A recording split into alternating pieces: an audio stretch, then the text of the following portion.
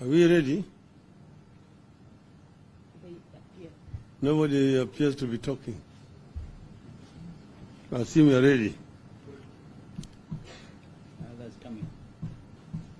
Oh, I can see. Others were coming, just arriving.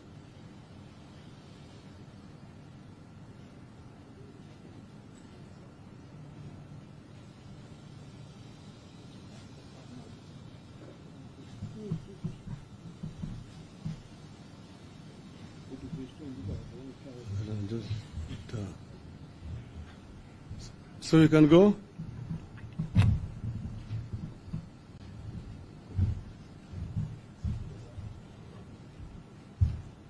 This is a statement regarding the proceedings which are going on in Parliament about IEBC commissioners. And we are saying that order must stop revenge mission against IEBC commissioners. When the Supreme Court made this contemptuous ruling on the 2022 presidential election, we said we strongly disagreed, but accepted it in the interest of furthering the rule of law, stability, and healing of our nation. Since we made that concession, the Oda administration has proceeded on a path of impunity, witch hunt, and revenge. Their target has been the institutions and individuals the regime thinks did not dance enough to its tunes during the campaigns. The regime has also targeted those it believes it cannot trust to dance to the Oda's tune in 2027 elections.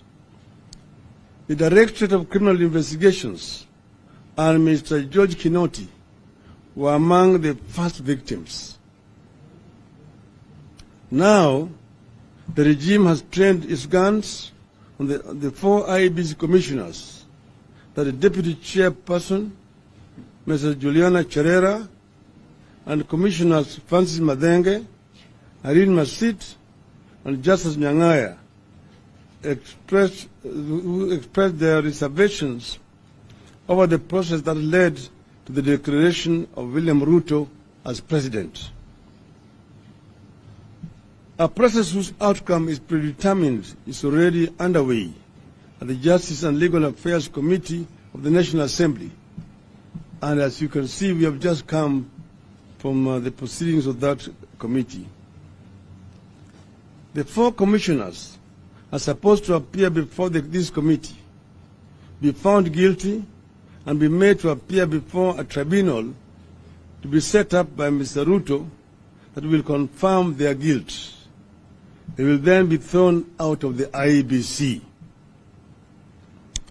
This revenge mission of selective injustice is being steamrolled by none other than the speakers of the National Assembly and the Senate and Mr. William Ruto.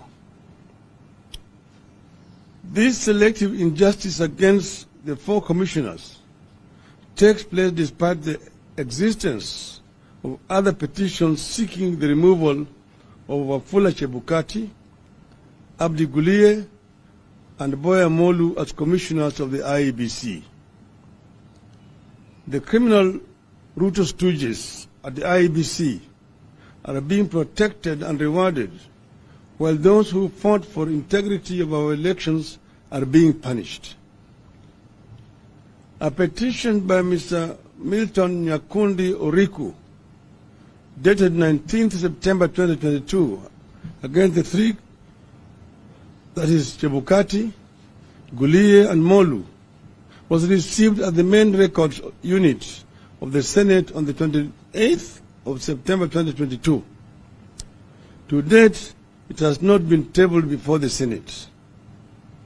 Another petition, dated 17th October 2022, was received at the National Assembly's main records unit on the 25th of October 2022. To date, that petition has also not been brought before the National Assembly, even as the same institutions begin to grill Mr. Cherera and her colleagues. Since the conclusion of the 2022 election cycle, we have done our best to give Ruto time and space to heal and unite our land. We have given so much space that a section of Kenyans think we have given up the fight. Unfortunately, Ruto too seems to think that we have surrendered. Instead of healing the land, however, all we see is a leadership that is extremely keen to deepen and widen the bitter partisan divide that existed during the campaigns and even open new wounds. As the country faces monumental challenges, the leadership is consumed with exacting revenge and laying ground for stealing of elections in 2027. That is what the case against Cherera and her team is about. The Musketeers, that is Chebukati, Molu, and Gulie, have sworn not to hand over to Mr. Cherera and her team. That is why there is a rush on the 4 commissioners to ensure Chebukati has no one to hand over to come January. The Ruto administration supports this conspiracy because it wants to pick a set of user-friendly commissioners to complete the capture of IEBC for the 2027 elections. And even the law, the regulation that was agreed upon on how to select a panel that will interview and recommend the new commissioners is also being amended. We are witnessing a swift, steady and dangerous re-emergence of capture of institutions by the executive. The judiciary was the first to willingly give in to Ruto. A struggle is underway at the IEBC, pitting Chebukati and his team, who have surrendered to UDA, against those who want to ensure integrity of the institution. The capture is now being extended to our 2 houses of parliament. Swiftly, Kenyans are being turned into passive bystanders in the affairs with grave implications for our unity, our stability, and governance as a nation. The Ruto administration is taking us back to the state of affairs last witnessed in the Nyayo regime of the 1980s. This kind of impunity, selective injustice, and capture of institutions will have grave consequences. We are here to sound a warning. No one should lie to this regime that we will sit back and watch a return of the Nyayo regime by another name. And I want to repeat, we want to warn this regime that we will not sit back and watch a return of the Nyayo regime by another name. If deepening and widening the divisions among Kenyans is what the UDA regime wants, we will only be too happy to help them along that path. The injustice being inflicted on the IEBC commissioners, if it proceeds as currently conceived, will mark the beginning of a massive pushback against the Ruto and those who think like him by the people of Kenya. We will openly and robustly lead that pushback. We call on our houses of parliament to be guarantors of the rule of law and justice in the country and stop being enablers of the constitutional revenge mission they have been deployed on against the 4 commissioners. The mission the National Assembly is on is actually unconstitutional. Article 259 of our constitutional states. A member of a commission or the holder of an independent office is not liable for anything done in good faith in the performance of a function of that office. I don't repeat. A member of a commission or other holder of an independent office is not liable for anything done in good faith in the performance of a function of the office. Unquote. By summoning these commissioners, Parliament is usurping the role of a tribunal. They are trying to prejudice whatever tribunal could be formed. Parliament's role must be limited to summoning the petitioners and deciding whether the issues raised warrant the setting up of a tribunal. In any case, the conduct of the commission was part of the election petition. None of the commissioners was found to have committed any offense. Only Chebukati was found to have acted unilaterally. This probe is therefore politically motivated. It is a continuation of the witch hunt mission that Ruto is on. It will turn into a nasty partisan fight at a time we need to unify the country and tackle our problems. In fact, we advise the commissioners to boycott it in the interest of constitutionalism and rule of law. This country wants to move on. UDA must allow it to move on. With all the problems Kenyans are going through, a focus on punishing 4 commissioners who did not agree with their chairman is trivial, vindictive, and vile. It must stop. It will not end well. End of the statement. Thank you. Now, I have with me here my other colleagues, and I want to invite them to say a few words, because we are dealing with a very monumental issue, a matter of grave national importance. Where we are standing on a precipice. And as I've mentioned in my statement, Kenyans will not take this lying down. Maybe you want to start with Professor. I thought the thing was so good you didn't want anything.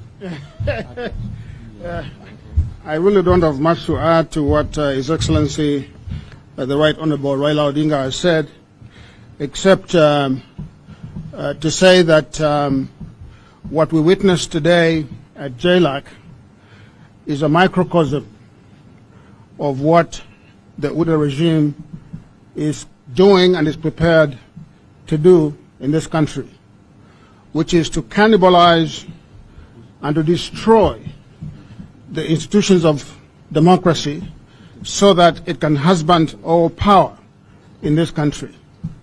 I think this is just the opening act of a very long play that they are putting in place. You've seen, what they have been doing with the Parliament, trying to buy off members of Parliament and senators to bring them to their side, to silence them, so that there is no oversight. But what we saw today was a slaughterhouse that is being prepared for the 4 commissioners who bravely stood for justice and for a free and fair election. Isn't it really ironic that the one person whom the Supreme Court found to be liable for offenses in the election, Wafula Chebukati, the Supreme Court said this itself, is not a person who is being investigated by this Committee of Parliament. It is the 4 commissioners who stood in the breach at the hour of need for this country. So what we saw there is a sham. We saw a chairman who has a script and who is an autopilot and who is determined to conclude this process very quickly, despite the objections of the members of the committee. I should note that in my view, the most important thing that happened there were the objections raised by the lawyers for the 4 commissioners. And principally, the objection of jurisdiction, that JLAC lacks the jurisdiction to call those commissioners there to investigate them because it is not the proper forum for that particular purpose. Secondly, that the allegations that are made against them cannot be interrogated because they are based on an affidavit that was sworn by Mr. Chebukati. Mr. Chebukati himself is not available for cross-examination, and so that process would turn out to be a sham. We've said before that, and we warned Kenyans ahead of the election, that the UDA party would, if elected, seek to install a dictatorship in this country. And I think what we are seeing is simply a coming to fruition of that prediction that we made. But as the Right Honorable Raila Odinga has said, AZIMIO is not going to permit this to happen. We are not going to lie down and let this happen to the people of this country. As we said, at a time of great national peril, when there is no food, when there is insecurity, when the economy is in a free fall, the thing that the UDA regime wants to do is to go on a witch hunt, to investigate and to persecute individuals who have stood for democracy in this country. So with those few remarks, I simply want to say that we are not going to relax. We are going to ask our supporters in the near future to stand with us to stop this regime from carrying out these dictatorial acts. Thank you so much.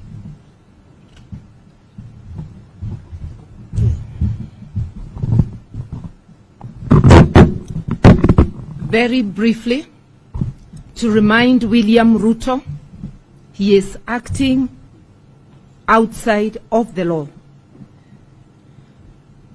The Commission Act clearly says 6 months to the end of the term of the chairman, a selection panel must be formed to start the journey of finding the new chair. Chebukati's term ends in January. And instead of forming a panel, William Ruto is busy trying to have the act amended so that he can have a selection panel that will create a commission after his own heart. The commission is for all Kenyans, not for one person. He must be compelled to move to appoint a selection panel. And Chebukati, Gulie, and Molu should already be on leave, on terminal leave. It should have started on the 1st of November.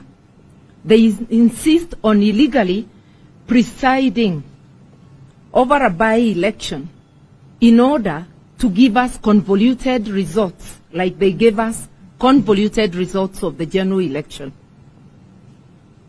We will not tire to remind Kenyans that if we drop our vigilance, we are in for a ruthless dictator than we have ever seen and than that has not been witnessed in this region. We are therefore saying time is up. Let's have a panel for selecting another 3 commissioners of the IEBC, and let the commissioners whose term is unexpired take over IEBC. This witch hunt in Parliament is intended to prevent the 4 commissioners, and especially the deputy chair, from taking over as provided by the law. It is totally a travesty of justice. And once again, let Kenyans of goodwill stand together to stop this.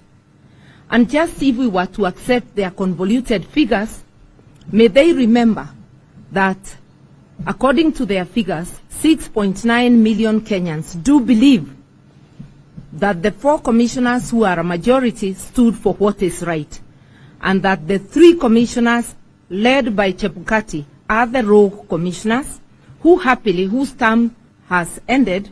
They should go home and let Kenyans move forward with commissioners selected from among people of integrity to lead this nation to the next phase.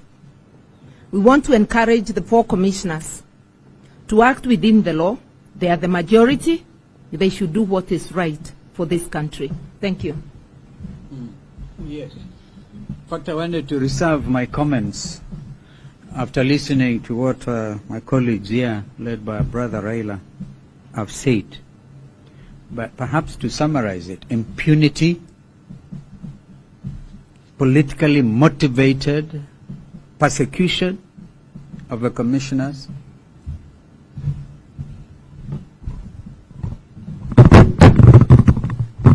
and we've just come from County Hall. We sat there to observe the goings-on of this JLAC committee, and it's very sad. When we left, they retreated to go and decide whether they had the jurisdiction or not. You see people following a script. I once read a book, it was based in South Africa, and apartheid. The chief character was Kumalo. Cry, my beloved country. Why in the world would we want to heap more hurt and despair to a population that is already reeling under the weight of drought,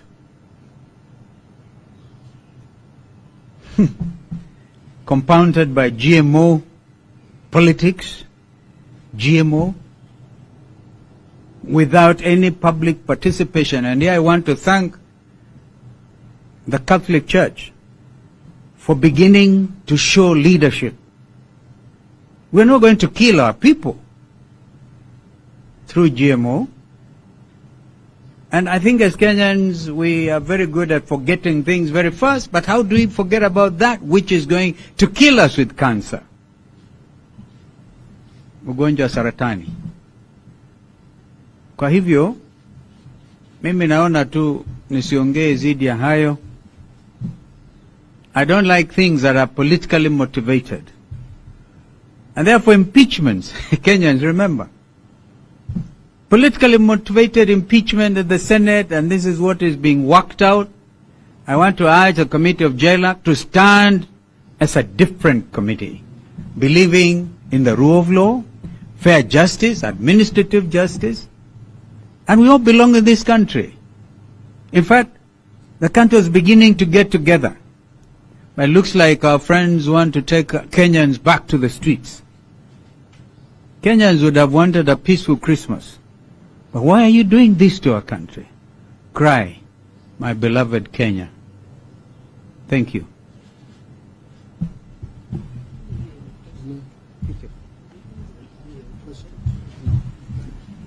Okay, thank you.